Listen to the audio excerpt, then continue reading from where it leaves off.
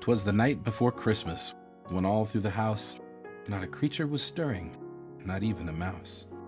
The stockings were hung by the chimney with care, in hopes that St. Nicholas soon would be there. The children were nestled all snug in their beds, while visions of sugar plums danced in their heads. And Mom in her kerchief, and I in my cap, had just settled down for a long winter's nap, when out on the lawn there arose such a clatter. I sprang from the bed to see what was the matter.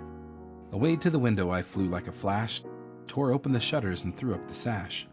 The moon on the breast of the new-fallen snow gave the luster of midday to objects below, when what to my wondering eyes should appear but a miniature sleigh and 8 tiny reindeer. With a little old driver so lively and quick, I knew in a moment it must be St. Nick. More rapid than eagles his coursers they came, and he whistled and shouted and called them by name. Now Dasher, now Dancer, now Prancer and Vixen, on Comet, on Cupid, on Donner and Blitzen, to the top of the porch, to the top of the wall. Now dash away, dash away, dash away all.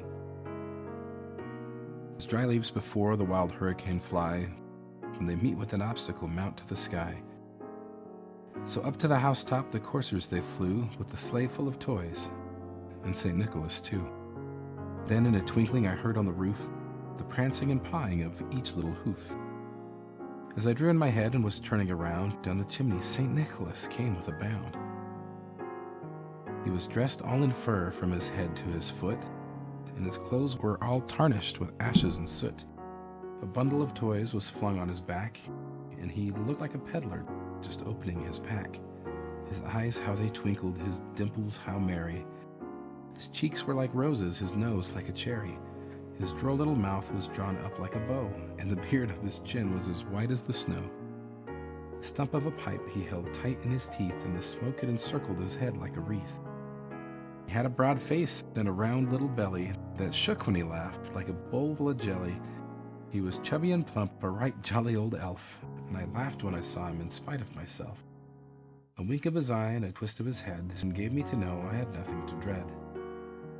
He spoke not a word, but went straight to his work, and filled all the stockings, then turned with a jerk, and laying his finger aside of his nose, and giving a nod up the chimney he rose.